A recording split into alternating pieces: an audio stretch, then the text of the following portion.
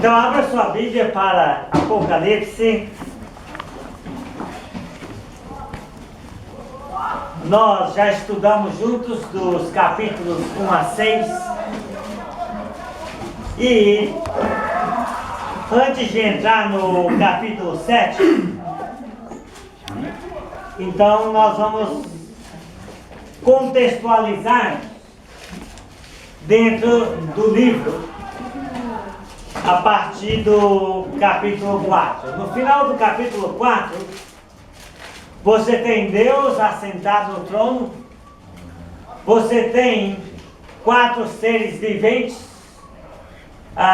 que dizem: Santo, Santo, Santo é o Senhor Deus, o Todo-Poderoso. E você tem 24 anciãos sentados em tronos com coroas que depositam diante de Deus as suas coroas e o reverenciam. E no começo do capítulo 5, então aparece Deus sentado no seu trono e é visto um livro na mão de Deus. Então o livro que revela os mistérios que o apóstolo João e a igreja primitiva precisavam saber. A revelação de Deus sobre o seu conflito com o mundo e, em particular, com o Império Romano, que pretendia a todo custo destruí-la. Então, e nós falamos até que Deus gosta de livros, né? Então ele escreveu um livro, né, que você tem na mão.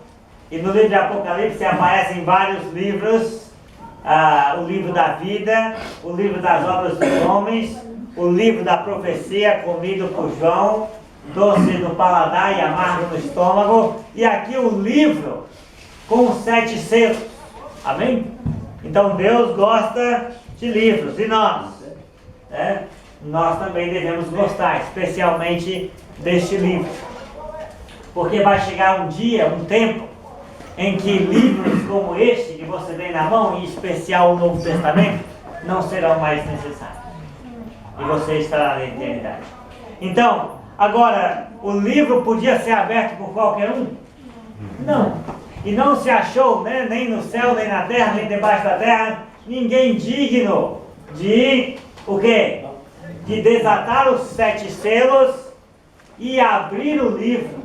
E ler e falar o que estava dentro, e revelar o mistério de Deus. Então, agora, quando diz nem no céu, então nós podemos pensar nos anjos, nos arcanjos, nos serafins, nos querubins, em Miguel, em Gabriel. Ei, Edson, tudo bem, meu irmão? Tudo bem? Joia? E quando nós pensamos na terra, nós podemos pensar sobre os grandes reis, os sábios, os generais, os filósofos. E quando nós pensamos embaixo da terra, nós podemos pensar em Adão, Noé, Abraão, Isaac, Jacó, José, todas as pessoas que já morreram. Está vendo? Então nenhuma dessas pessoas que eu falei não chegam nem perto daquele trono para tomar o livro e revelar os selos. Ninguém. Por quê? Porque não eram dignos. Então nós não podemos procurar por coisas pelas quais nós não somos dignos. Amém? Amém. Então eu não posso viver na igreja e procurar o quê? A honra, né? A glória, o reconhecimento. Por quê? Porque eu não sou digno, né? Deus ainda nos tem achado digno de servir, então vamos procurar por isso, porque isso é digno de cada um de nós, né? Mas nenhuma dessas pessoas podia chegar perto daquele trono e pegar da mão de Deus, o Todo-Poderoso, o livro e lhe revelar os selos. Por quê? Porque não era digno. E porque só tem um digno, que é quem? Que é Jesus. Ele é digno, nós não. Você lembra João 1,18 que diz: ninguém jamais viu a Deus, o Deus unigênito é quem o revelou. Então, de fato, só ele podia chegar lá pertinho e tomar da mão, né, o livro de Deus para revelar os seus mistérios. Então, agora quando João ouviu que ninguém, nem em cima, nem embaixo, nem no meio, podia abrir o livro, qual foi o sentimento dele? Sentimento de aflição tomou conta de João. Por quê? Porque se não há revelação, se nós não podemos saber o que Deus tem em mente quando nos deixa passar por grandes sofrimentos, então parece que nós ficamos sem luz, as esperanças perdidas. Então nós todos necessitamos de saber o mistério do nosso conflito com o mundo, e da sua relevância para nós de ficar fiéis nesse conflito, e o que Deus tem em mente quando nos deixa sofrer. Amém? É isso, nós precisamos saber. Aí nós vamos ficar fortes através da revelação do conhecimento de Deus. Então era o caso de João e dos discípulos que ficariam após ele lutando e lutando com um império poderosíssimo. Bem, então agora o que um daqueles 24 anciãos disseram para o apóstolo quando ele começou com esse sentimento de aflição? Não chore. Não chores. Nesta pequena frase, você tem todo o propósito do livro de Apocalipse. Qual é o propósito? Nos consolar. Amém? O livro de Apocalipse foi escrito para que os cristãos pudessem ter consolo, para que eles não pudessem chorar, porque ainda resta uma esperança, a única esperança do mundo, e a nossa é Jesus Cristo. Então não vamos chorar. Enquanto existir Jesus Cristo, Deus diz, não chore. Amém? Não temas. Há esperança. Tudo vai passar e você vai ser recompensado. Então não chores. O livro de Apocalipse não é para causar medo. Amém? Amém. Não é para causar medo no cristão. Eu estou com medo. Ao final dos tempos. O que vai acontecer. Nós temos que nos armar. Não é por causa disso. O mundo entende totalmente errado e as religiões deturparam o propósito do livro. O livro vem dizer para nós, não chores. Amém? Não chores. É isso. Então, o livro de Apocalipse não é para causar medo nos cristãos, mas para nossa total o quê? Consolação. Amém, irmão? Amém. Então toda a esperança para o ser humano está numa única pessoa. Quem é? Jesus. Amém? É Jesus. Jesus. Ele venceu. Amém? E Amém. como é que Jesus venceu? Sendo fiel até a morte, obediente até a morte e morte de cruz. E depois Deus o exaltou sobremaneira e deu um nome que está acima de todo nome que se possa referir pelos séculos dos séculos. E Jesus disse o que nas cartas? Sempre ele disse, nas cartas do livro de Apocalipse, nos capítulos 2 e 3, sempre no final de cada carta ele diz, ao que vencer, amém? Amém. Jesus disse. Então, o livro de Apocalipse foi escrito para vencedores. Para vencedores que vão vencer conhecendo a vida de Cristo e imitando Cristo na sua vida. Amém? Amém. O que vencer, Jesus disse aos vencedores. Então, saber a vida de Cristo e tudo que ele já passou já é uma tremenda consolação. Amém? Amém. Já é uma tremenda consolação. Então, agora, como na ressurreição, mesmo com o corpo glorificado e transformado, Jesus mostrou o seu lado ainda com a cicatriz e mostrou as suas mãos ainda traspassadas pelos cravos, e aqui ele aparece como forma de cordeiro, mas como um cordeiro que foi morto, com as marcas da sua crucificação. Então isso jamais pode ser esquecido, amém? Amém. Jesus ressuscitou, ele está glorificado, mas um dia ele desceu e morreu por nós. E por isso você parte o pão todo domingo, para você nunca esquecer, amém? Para você nunca esquecer. Então E aí nós vemos, né, que a aparência desse cordeiro tinha 7 olhos, não é isso? E o que significa os 7 olhos? Significa o Espírito de Deus espalhado por toda a terra. Amém? É isso que o livro diz, então não é a nossa interpretação, o próprio livro diz. E aí isso mostra que é uma relação íntima de Jesus com qual pessoa da divindade? O Espírito Santo. Está vendo? Então Deus no trono, Jesus é o cordeiro, mas ele tem 7 olhos. Né? Então, isso mostra a relação íntima de Jesus e o Espírito Santo. Então, em cada nação para onde um cristão foi com o Evangelho, Jesus se fez presente pelo Espírito onipresente. Amém? Então, cada vez que um cristão foi às nações do mundo, pregou a palavra, batizou pessoas, elas receberam o Espírito, então Jesus está junto com a sua igreja em qualquer parte do mundo, pela presença interior do Espírito Santo. Então, o Cordeiro é onisciente, onipresente e onipotente. Né? Muito bem. Então, Jesus controla a sua igreja do céu, amém? Através do seu Espírito que habita em nós. Então ninguém jamais chegou tão perto daquele trono, sabia? Nem no céu, nem anjo nenhum, nem o mais forte que você viu no livro de Apocalipse, só Cristo Jesus. Amém? Então uma reação em cadeia progressiva é que quando o Cordeiro toma o livro da mão daquele que se assenta no trono, é a adoração. Então os 4 seres viventes começam a cantar a Deus e ao Cordeiro. Depois vem os 24 anciãos, né, com harpas na mão. Né? Isso não significa que nós temos que tocar instrumentos no culto da igreja, né, porque harpas é um símbolo de louvor do Antigo Testamento. Né? Então ele tem uma representatividade simplesmente de prontidão para adorar. Lembra que o livro de Apocalipse usa a simbologia do Velho Testamento com o significado do Novo Testamento. Amém?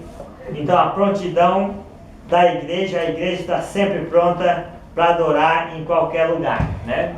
E esses 24 anciãos significa todos os salvos, né, de todas as épocas. Então, e as orações aí são feitas a Deus em nome de Jesus. Amém?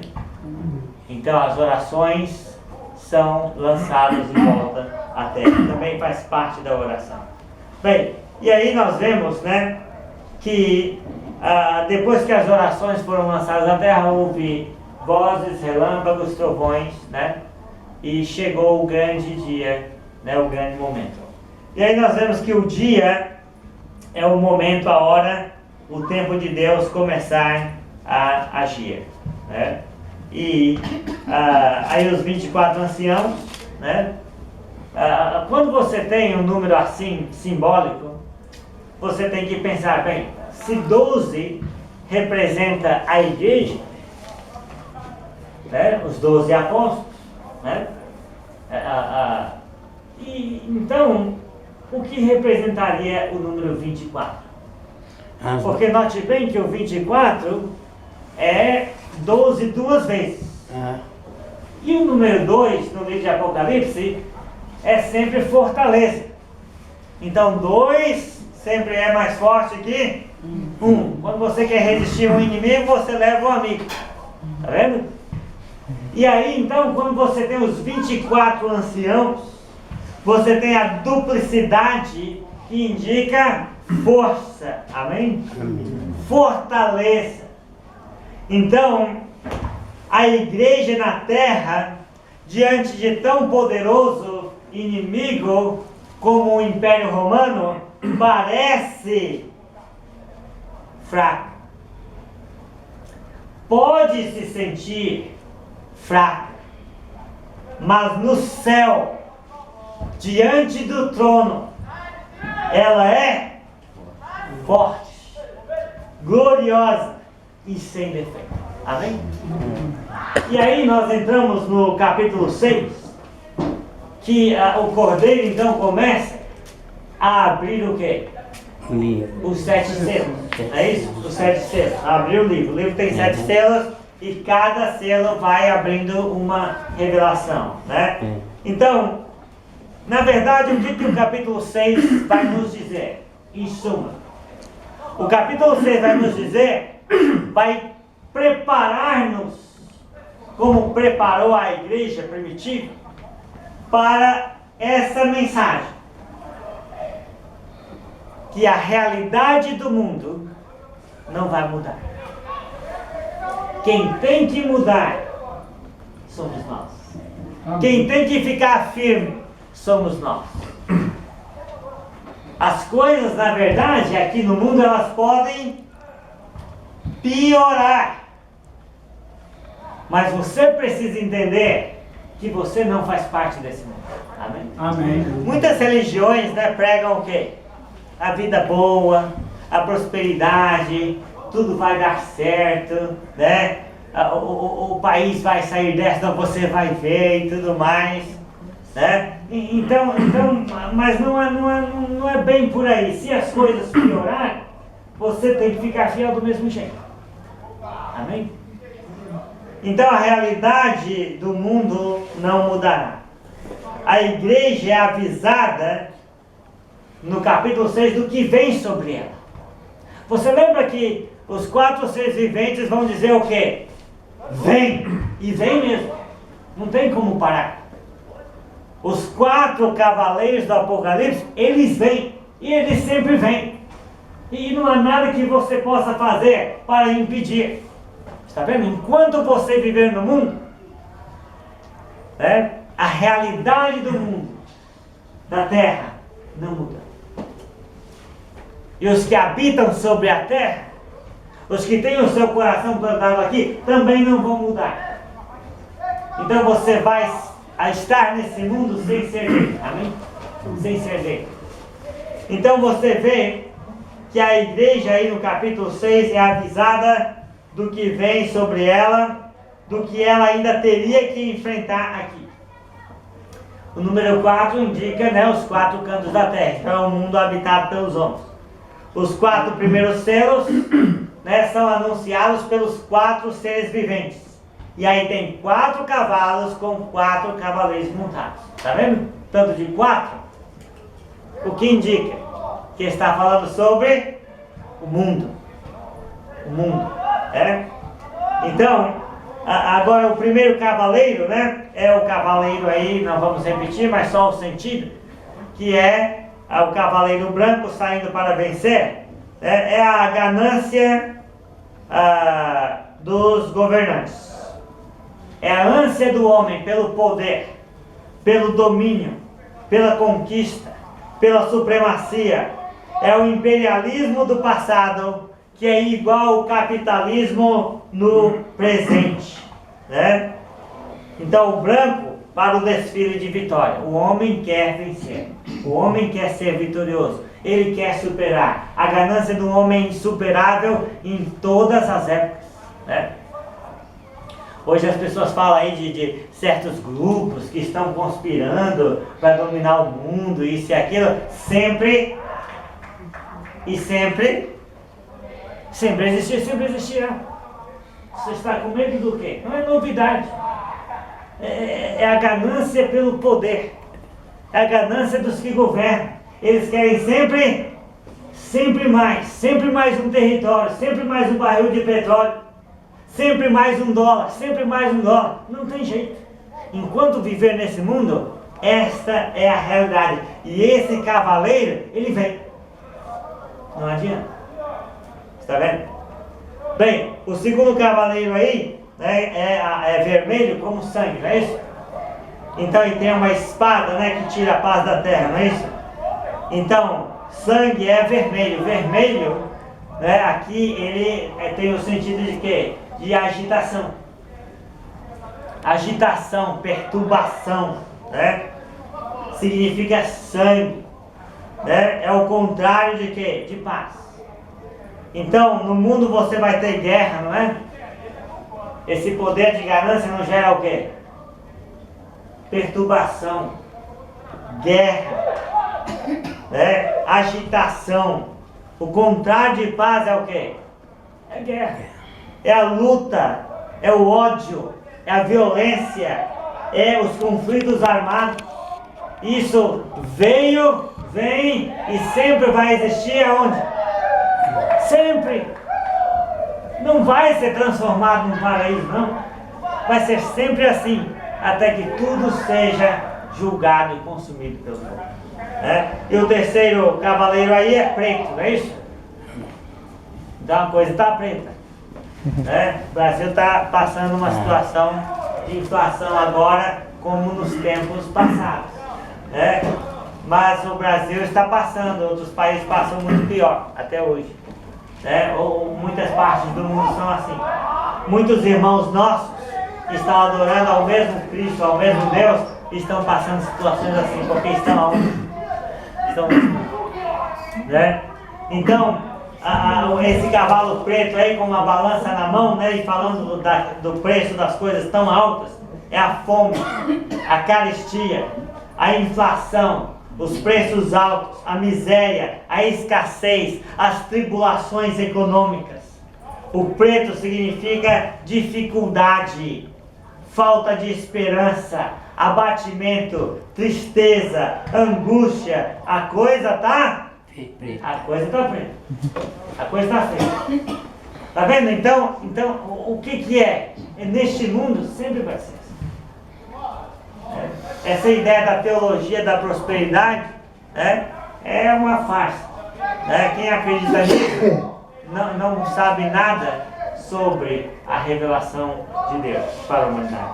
E o quarto cavaleiro aí é amarelo, amarelo baio, amarelo esverdeado, que significa a morte, sem sangue no corpo, o corpo fica amarelo, meio verde, meio estranho.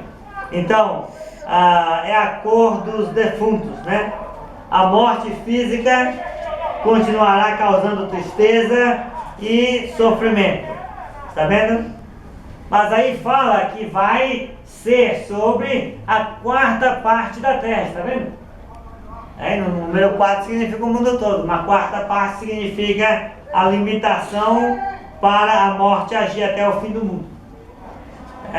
Então você lembra, às vezes sai um surto, uma doença, mas não mata o mundo inteiro.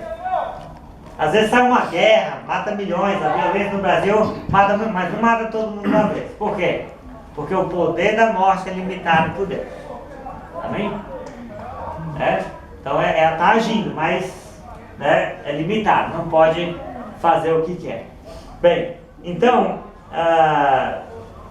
vai aí até o fim do mundo usando o quê? Usando a violência, a fome, as doenças, as feras, e tudo isso vai acontecendo. E o fato de uma pessoa ser cristã não quer dizer que ela está isenta de passar por nada disso enquanto está nesse mundo. Amém? Então, aí nós vemos então que o que significa essa parte do livro? Quer dizer, o que vem, e não tem jeito de parar aquele cavalo que vem para cima da gente. Não tem jeito. Enquanto a igreja estiver nesse mundo, a igreja tem que encarar a realidade da vida. Amém? Temos que ser fortes. Agora, além de naturalmente já termos que encarar esse mundo do jeito que é, a igreja primitiva ainda tinha que encarar o quê? O Império Romano, que queria destruir a igreja a todo custo, porque a igreja confessou o quê? Jesus é o Senhor. Amém. Não é o dinheiro, não é o imperialismo, não é a morte, não é a ameaça, é Jesus. E aí o conflito estava então instaurado, Então, o altar aqui, as almas dos decapitados que se acham no altar, ou debaixo do altar, você pode imaginar, o altar pode ser o altar imperial, mostrando que a pessoa foi forçada a adorar o imperador, não adorou, então ela foi morta. Se foi o altar judaico, aquele tipo do templo, então talvez a vida foi recebida como um sacrifício a Deus. Bem, então Agora nós temos aí, então aqui já, nós temos que entender que João já está voltando para o contexto do primeiro século, para o contexto do sofrimento que a igreja estava passando. Então ele dá um contexto mais geral nos 4 cavaleiros, mas agora ele volta ao contexto do primeiro século. Você note bem aí que essas almas, elas estavam o quê? Conscientes, não é isso? Elas sabiam que elas tinham sido assassinadas, elas sabiam que elas tinham sido mortas inocentemente, e elas sabiam que quem tinha matado elas estava matando mais e parece que estava solto. Está vendo? Então as almas estão conscientes, né? Então, aí elas fazem um pedido, não é isso? Ou uma queixa, ou um questionamento. Até quando, ó soberano Senhor, né? Não desrespeita a Deus, porque chama ele de soberano Senhor. Ele é soberano, é ele que sabe quando que é, mas a gente gostaria aí de ter uma prega. Até quando, ó soberano Senhor, não julgas nem vingas os sangues, né? Daqueles que habitam sobre a terra, está vendo? Então, quando e como Deus julgaria o império? Essa é a pergunta. Então, era uma questão de justiça, porque eles eram inocentes. Então, o justo pode clamar, amém, irmãos? É uma questão de justiça para com os seus santos, né? E aí eles foram mortos por causa de quê? Por causa da palavra de Deus, que é o Evangelho e do testemunho de quem? De Jesus Cristo. Eles deram testemunho. Eles foram as testemunhas de Jesus Cristo. Eles falaram que Jesus que é o Senhor. Está vendo?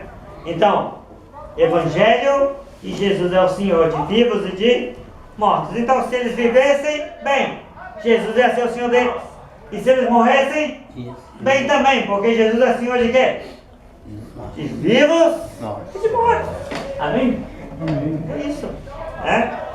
Bem, então nós sabemos que Deus é justo, mas nem sempre nós entendemos o seu relógio.